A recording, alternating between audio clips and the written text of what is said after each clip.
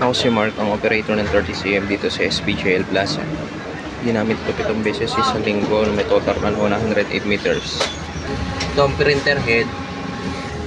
Cupping. May 90% good condition at ang wiper. Ganito ang tamang pag-head clean. Punasan palagi ang wiper pagkatapos mag-head clean. Nozzle test. Kompleto naman po ang kulay. Ito ang color. Ito naman ang white. King system, nasa tamang label lang. Ito naman ang waste tank. Kapapalit ko lang kanina umaga. Ito naman ang AVR. Ito naman ang consumable ko na use. Ito naman yung unused sa powder. Sa film. Ito naman yung sa ink. Ito naman yung daily output recording.